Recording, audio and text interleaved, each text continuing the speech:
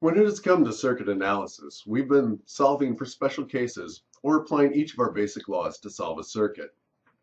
Special cases do occur. Voltage and current division are useful. However, they cannot be used on every circuit.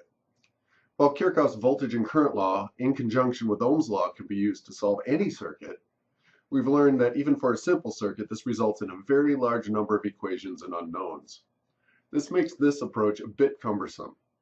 Hopefully we can combine some of the things we've learned and develop a straightforward comprehensive method for analyzing circuits.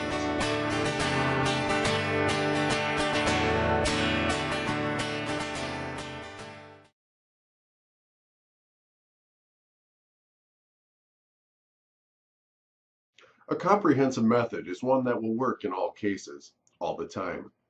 Today we'll be talking about node voltage analysis, sometimes called nodal analysis. Node voltage analysis is a technique that, when applied correctly, can be used to solve any known circuit. It is the basic technique that computer programs such as SPICE use to simulate electric circuits. Of course, they use a bunch of information about the components also. Before we begin our discussion of node voltage analysis, we need to reframe the concept of voltage. Previously, I told you that voltage is the pushing power for charge. I also told you that voltage is a difference in electric potential between 2 points. If there's no difference in electric potential, there will be no force that can make the charge move. So far, we've looked at the voltage across elements. However, we could also look at the voltage across combinations of elements, or we could look at voltages between things that are not connected, like clouds and the ground. As an analogy, if we were talking about someone's height, let's name him Brian. We generally mean Brian's relationship to the floor. However, we could just be talking about how high Brian's head is relative to some point. If we wanted to reference Brian's height to the ground, and if he were standing on top of a building, Brian's head might be significantly higher. But if we really wanted a shared reference for anything on Earth as far as height, we reference it to sea level, which could further increase the height of Brian's head. While the height of Brian's head above sea level may be accurate, it's not necessarily relevant to a discussion of Brian's height. We may just be interested in knowing if he can reach something on a high shelf. He can't. He's not that tall, and he has arms like a T-Rex. With voltage, we may be interested in a voltage across an element, or the voltage between a point and some other reference point. When we're talking about voltage, our shared reference point is the earth, or ground, and we mean this quite literally. Ground is provided by hammering a conductive stake into the ground. We define earth ground as being at 0 volts. While earth ground is our shared reference point, it's not always relevant for a particular circuit. For a particular circuit, we might choose a different reference point. For that circuit, we could define that reference point as 0 volt. Going back to the height analogy, when we're talking about the height of people, we mean in relation to the floor. It does not matter where the floor is or how high the floor is above sea level. All that matters is our height relative to the floor we're sharing at the time. In a particular circuit, we might define the voltages across each element.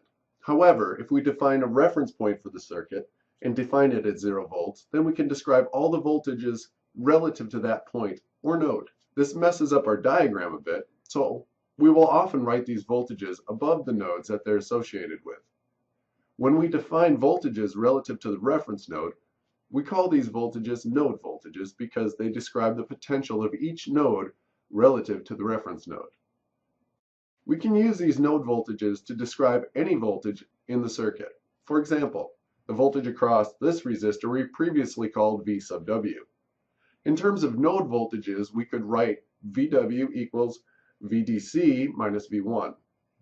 More importantly, we can use these voltages to describe current.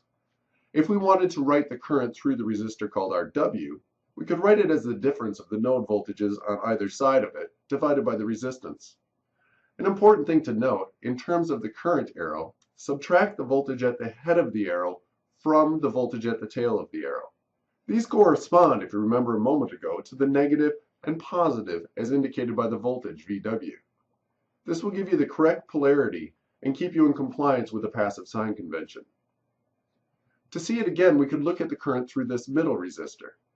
The voltage at the tail of the current arrow, V1, minus the voltage at the reference node, which is 0 volts, divided by the resistance, gives us the current through the resistor. The defining of current in terms of node voltages is a very important tool, and it is the thing that allows us to use node voltages to analyze circuits. Node voltage analysis uses a combination of node voltages and Kirchhoff's current law to set up a system of equations. To see how this might work, let's apply it to a simple circuit of a 5 milliamp source, 20 kilo ohm resistor, a 1 kilo ohm resistor, and a 4 kilo ohm resistor. The first thing I'll do with a circuit is highlight the nodes to identify them. I'll simply trace along the wires until I come to an element and then cross. Then I'll choose a node to identify as the reference node and define it as 0 volts. All the other voltages in the circuit will be relative to this reference point. I will call them VA and VB. It's also a good idea to go through and indicate the direction we'll be using for each of the unknown currents. At this point, I can go through and apply KCL. At node A, 5 milliamps enters. That has to equal the current that leaves, which is the current through the 20 kilo ohm resistor and the current through the 1 kilo ohm resistor. First, the 20 kilo ohm resistor. We take the voltage at the tail of the current arrow minus the voltage at the head of the current arrow, VA minus 0, and divide that voltage by 20 kilo ohms. We do the same thing for the current through the 1 kilo ohm resistor. The voltage at the tail minus the voltage at the head of the current arrow over 1 kilo ohm. Those are all the currents that touch node A, so that is a complete node equation. I can then go and apply KCL at node B. Here we have one current that enters, the current through the 1 kilo ohm resistor, and one current that leaves, the current through the 4 kilo ohm resistor. Again, we take the voltage at the tail of the current arrow minus the voltage at the head of the arrow, divided by the resistance for each of the currents. This completes our circuit analysis, and now we have an algebra problem. To begin simplifying the equation, let's multiply through the top equation by 20 kilo ohms. We'll get 100 volts equals VA plus 20 times VA minus 20 VB. This will become 100 volts equals 21 VA minus 20 VB. Then let's multiply the second equation by 4 kilo ohms. We will get 4 VA minus 4 VB equals VB. This simplifies to 4 VA equals 5 VB. Solving for VB, we get VB equals 4/5 of VA. We can then take these two equations.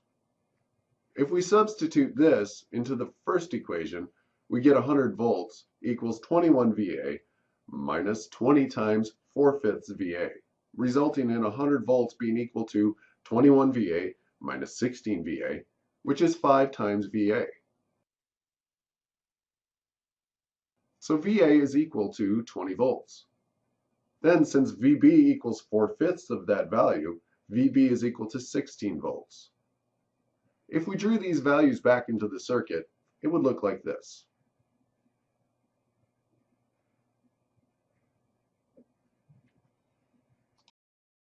Our first look at node voltage analysis has come to an end. We started with the idea of setting a reference node for a circuit. This was a node that we're going to say is 0 volts for purposes of analysis. Then we defined every voltage in the circuit relative to that reference point. We completed the circuit analysis by applying KCL to each of the unknown nodes, being clever enough to write the currents in terms of node voltages. After that, all we had to do was some algebra in order to determine all the unknown voltages. Next time, we'll take a look at some situations that require us to think a bit more when setting up the system of equations. Thanks for watching. Until next time, go out and make it a great one.